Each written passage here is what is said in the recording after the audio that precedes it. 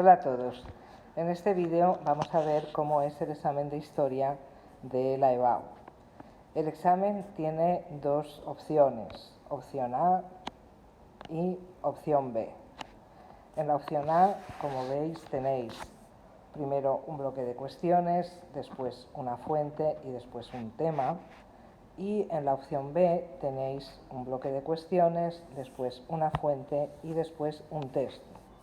Vosotros tenéis que contestar una de las dos opciones en su totalidad. Esto es importante, ¿vale? No podéis mezclar opciones. Vamos a ver la opción A.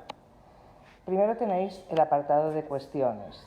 En este apartado, como veis, os ponen 6 cuestiones para que elijáis 4.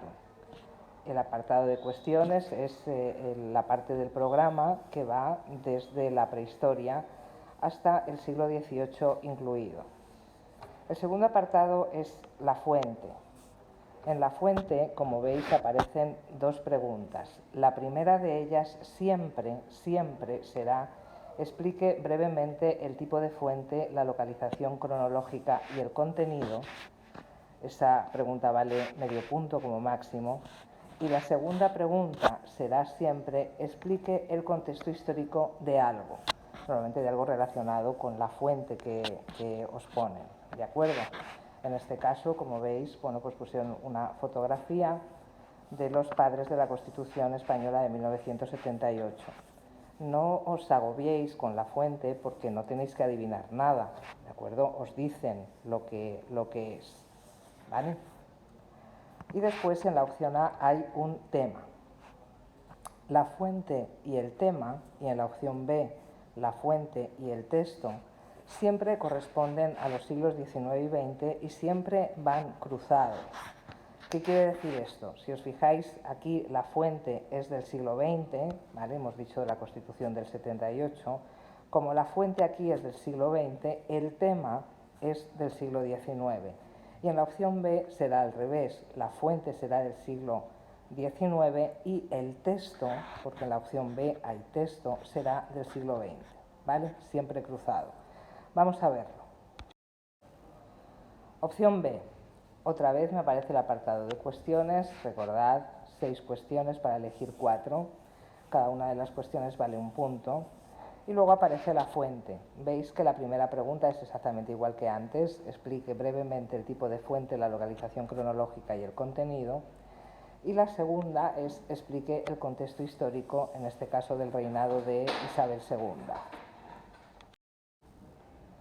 En la opción A, si os acordáis, la fuente era del siglo XX, así que ahora en la opción B tiene que ser del siglo XIX. Y efectivamente lo es, ¿lo veis? Ahora tengo que contar el contexto histórico del reinado de Isabel II, estoy en el siglo XIX.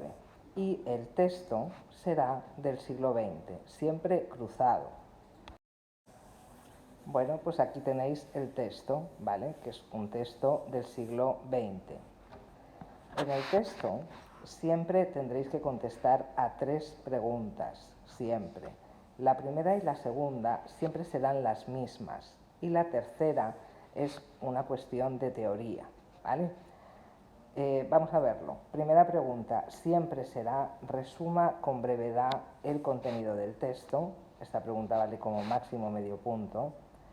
La segunda será siempre: señale las ideas fundamentales del texto, o señale y explique las ideas fundamentales del texto. Ahí está todavía la universidad, que vale un punto. Y luego la pregunta que más vale, que vale 3 puntos, como veis, es una pregunta de pura teoría. En este caso, la creación del Estado franquista, etapas de la dictadura y tal. Bien, como la fuente ha sido del siglo XIX, en la opción B, pues el texto es del siglo XX. Repito, siempre cruzado. En resumen, 2 opciones, opción A, opción B. En cada una de las opciones 3 apartados: cuestiones, fuente y tema en la opción A, cuestiones, fuente y texto en la opción B.